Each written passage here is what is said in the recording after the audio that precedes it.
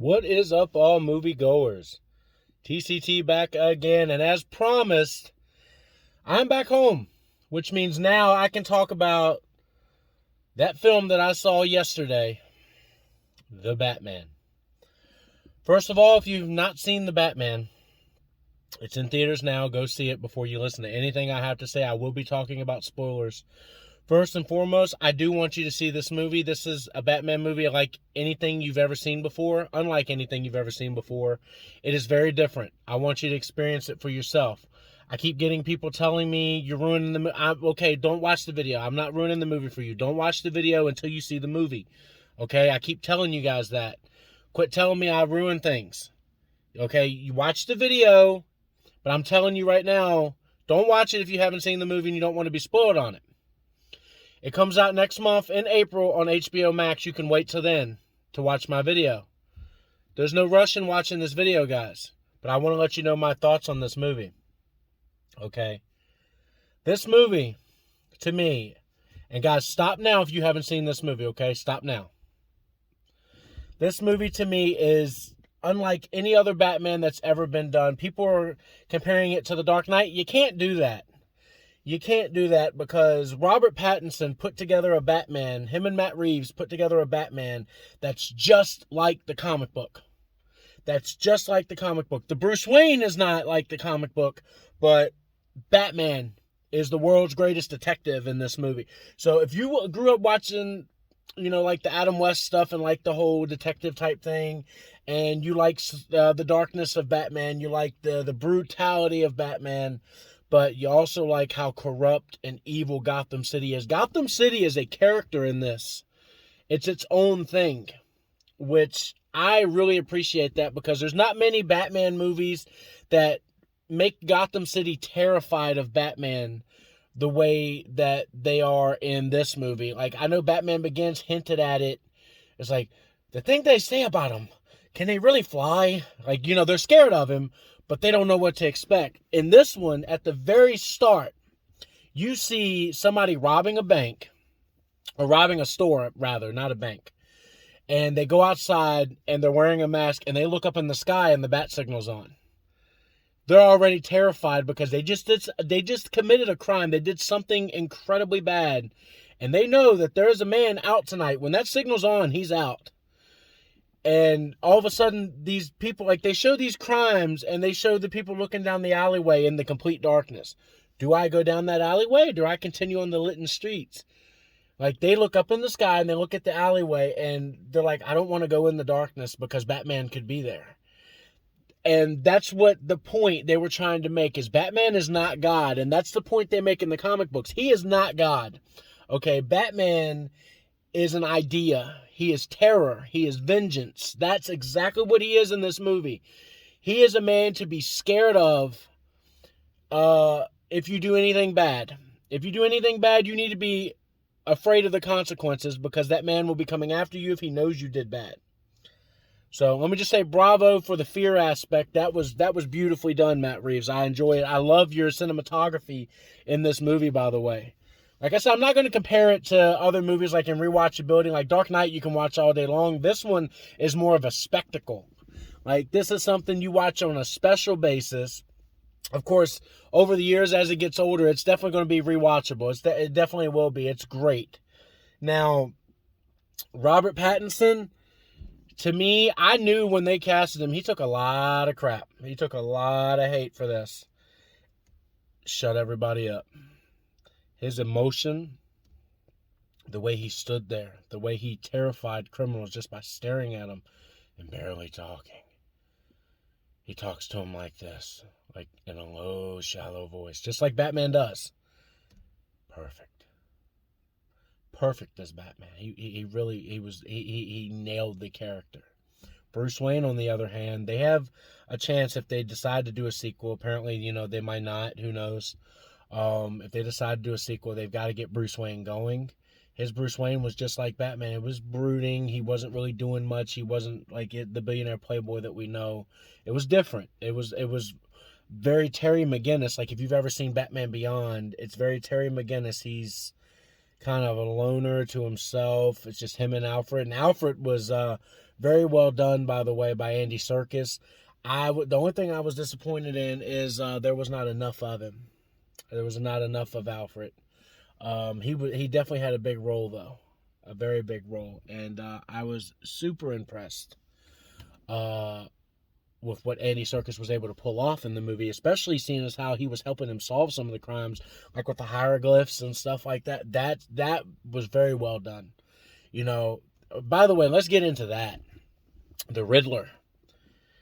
This is the scariest Riddler you're ever going to see, man. And to me, I loved it. I loved every minute of it. It was different. You know, it was dark. It was kind of like Joker-esque. But then again, it wasn't. This dude wasn't playing. This dude was not playing, man. Every riddle he did, Batman was just immediately there with a response. Like, he knew what it was, but you always know there's something more with the Riddler. It's always something more with the Riddler. And you have to find the hidden meaning and the fact that he couldn't do it. The event actually happened that the Riddler was planning. He's like, oh, see, I thought we were a team, you and I. That was the whole thing. He was using Batman because he even says to Batman at the end, you know, when you see them catch him and they put him in Arkham, he's like, I was using your brute strength. I was using you to complete my goals because look at me. I'm not a strong man. I'm a very weak man, but I've got one of these. And he's like, I thought we were on the same side. I thought we were ending police corruption together. That's what this movie's about, by the way, is the corruption in Gotham City, in which they really, really do that very well.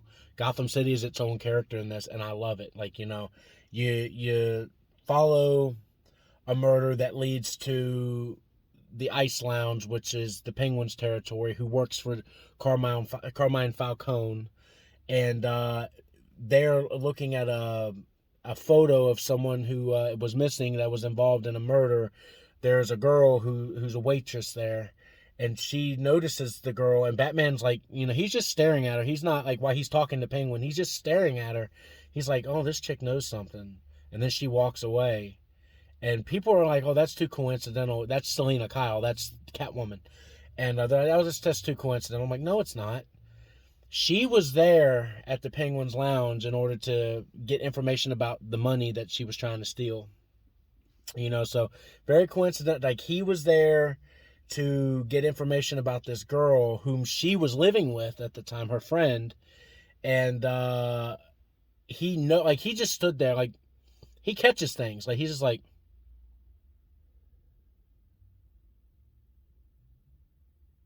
and she's staring at him. They don't say a word to each other, but he knows she knows something about that photo, even though he didn't ask. He just followed her, and turns out she just so happened to be the cat burglar, the Catwoman. And he's got his binoculars. He's watching through the buildings and stuff like that.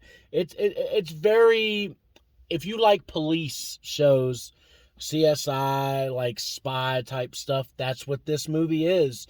But it doesn't stop it from having any action, man. Like, the final 30 minutes is amazing because Batman does not win. Like, he loses because the Riddler is able to complete his plan. He's able to complete his plan, but that's not the idea of Batman. He tells you right from the beginning, he's like, I'm not God.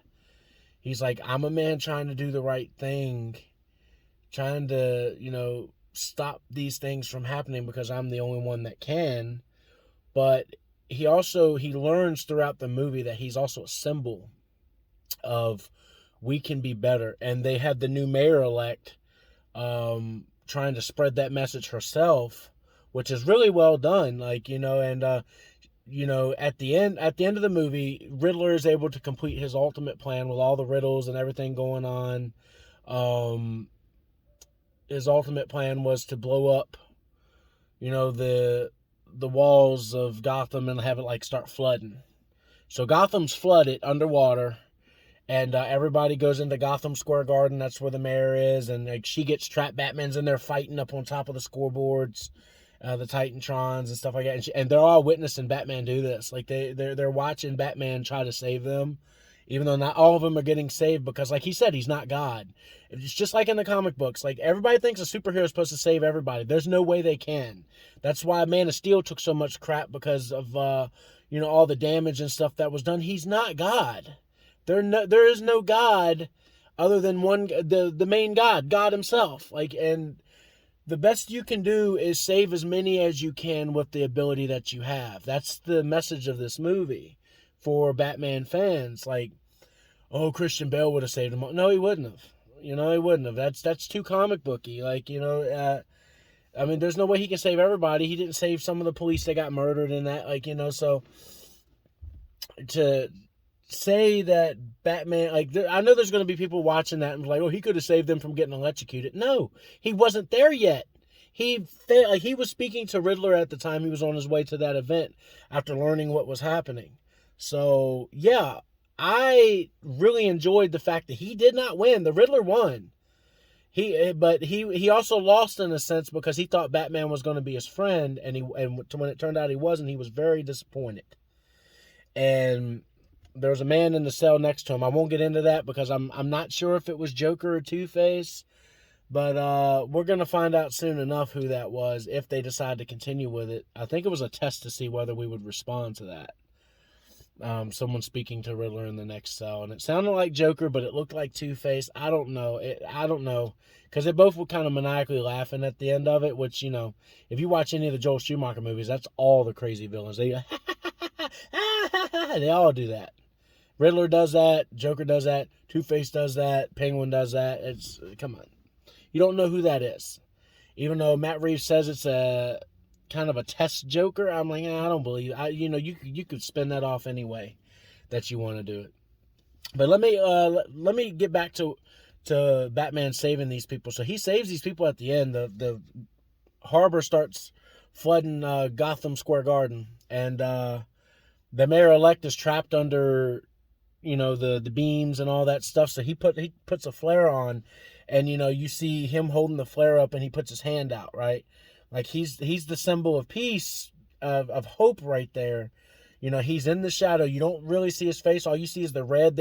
Great artistry, cinematography by Matt Reeves in this. You see some great shots. And she's just staring at him. She's not reaching out, but she's staring at him. She's like, huh, a man that believes in my idea. Because that's what she was speaking about in her campaign speeches, was those ideals of we need to make a better Gotham. And she's like, I think I might have found someone that can help me do that. She sees Batman doing this, and she speaks to Bruce Wayne as Bruce Wayne in the movie, and he kind of just nods at her. He doesn't really speak much, and Batman or Bruce either really speak much in this movie, very much. Doesn't need to. The presence is there. Like I said, it's different than any other Batman that you've ever seen. And I'm not saying whether it's going to be good or bad in your eyes. I'm saying I really enjoyed that. I give that a masterpiece score, for what Matt Reeves was trying to do. Yes, it's 2.5 hours, actually 2 hours and 50 minutes long because of the slow, methodical shots. Like I said, he tried to make it a spectacle, which I love going to the cinema and seeing long movies because it's worth my money. But yeah, people are like, I get a little tired, but trust me, you're not bored throughout any of it. Does it drag in the middle without any action? Yes, but you're invested because of the police story that every time Batman is solving something, you're going along with him. You're riding with Batman in this movie. The movie doesn't expect you to know any more than Batman does, which is crazy good. I love being just riding along with Batman, solving this stuff as I go, as he goes. As Batman goes, he solves it, we solve it with him. We figure all this stuff out. Now, let me get into Zoe Kravitz. Okay. She's going to get a lot of flack and criticism for this Catwoman because, Catwoman always is like that. I think she was beautiful in this movie. She was amazing. Thing is yeah, the look is a little bit there. The look is a little bit not, but she was stunning. She was gorgeous. She played the part really well. I don't care, but then I kind of do, but then I'm out for myself. But then when I see someone in trouble, Catwoman's always been all over the place. With that mind is do I help him? Do I not help him? No, I'm going to help him because I like him. And then, oh, by the way, I can take care of myself. I don't need your, she's one of those, she'll just change her mind on an instinct. And it's good. Pattinson and Kravitz, their chemistry is off the charts. And I can't credit that enough. That is exactly how Batman and Catwoman act towards each other. You can tell they fall in love with each other immediately. They just won't say it. They stare at each other. It's just like in the comic book and in the, like, if you watch the animated series, The Cat and the Bat, you know, those like the Claw episode, like when she first appears, it's legit. It's legit how it happens in those. You know, they've, like, from first sight, they're in love with each other, you know. He fell in love with her as he was looking at her. She was the one in the bar, right, looking at the photo. He fell in love with her immediately. And I think she did the same thing. She could just see in his eyes what kind of man he was. And he could see just her. Like, he wasn't staring at none of her features, and which she's absolutely beautiful, by the way. You know, and he's, you know, a gorgeous man himself, you know, because, I mean, he has to be. He's Batman, you know. But, they're attracted by each other's will, I think, and their soul. Like, they were both damaged, but she tells him, she's like, oh, you obviously grew up rich, you don't care about anything that happens to me, you know, you don't know nothing going on. And then he just stares at her. He just like he just that's how he talks, basically, with, like, through his emotions. And she's like, I can tell you've been scarred a little bit, maybe we're not so different, like, you know. So that was really well done. I don't want to get too much into it on her. I want you to experience her, because you can't really describe that. You have to watch that. You can say, oh, they did a great job, and then it's like, well, then what's the point of watching it? You can feel the sexual tension. You can feel the love just by them looking at each other. Like, you know, it's very off the wall chemistry. And not many actors share that. But they were able to pull that off, and I have the utmost respect for them for doing that, because that's legit how they are in the comic books. Like, you know, one of them's bad, the other one's good, but the other one can turn bad and the other one can turn good on a dime. Like, they both can reverse roles on a dime, you know, and that was just great. You know, that they did a great job with that. That's all I really have to say about that, though. Because you got to experience that. I can't really get into any more of that. But let me just say, go see The Batman. This was phenomenal. The man that played Gordon, you know, perfect, man. Like, you know, just rode with Batman to the end. Colin Farrell, as little as he was in the movie, okay? He was just a side presence, which I enjoy that, because apparently, I guess in the next one, he's going to be the big bad, like the guy running stuff. This one was Carmine Falcone, which was good. I enjoy that character a lot. But the Penguin is the one everybody's waiting for. Colin Farrell looked great in that makeup. I'm going to tell you right now, you can't tell it's him, but he played it right. He played it right. And people are a little upset, we don't really get to see a lot of the Penguin. You're not supposed to. He's a front man for Carmine Falcone, who's the big bad. Now that Carmine Falcone's out of the picture, because he dies in this one. So, like I told you, spoiler guys, like, don't watch this if you haven't seen it. Now the Penguin, like, what does he do? He sees a flooded Gotham. He sees people that are going to need things because their homes are destroyed. He sees opportunity. If there's a shot of Penguin staring at Gotham at the end of it, like a flooded Gotham, a beat up Gotham, and he's like he knows he's gonna try to make his own territories, which I enjoy that. I can't wait to see that. You know, it's hope he kind of does like Robin Lord Taylor did in the Gotham TV series. You know, try to do a mayoral run. That'd be good. Play it a little bit like that too, Colin. Like that kid did amazing on that show. You don't have to play it exactly like it, but put some elements of that in there. Put a little Danny in there. Put a little of Robin Lord in there. Just listen to what people want.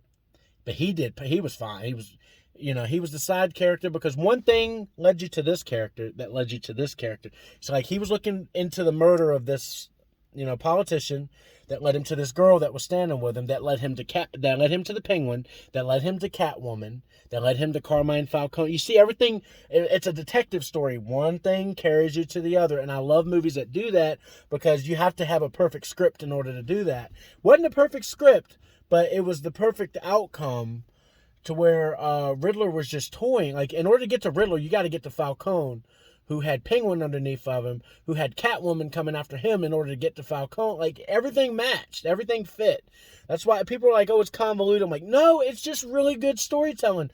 You follow Batman through the whole thing, and it brings you to these characters who are already here.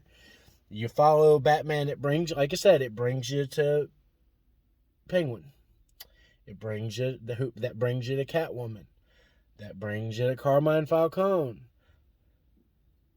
That brings you to Riddler, so, because his Riddler story in there is all connected. I don't want to give that story away. I want you to be a little surprised. But I enjoyed that. Dude, Riddler is terrifying in this. Like, he is, like, scary. Like, you think it's going to be Jim Carrey's Riddler? Joygasm! No.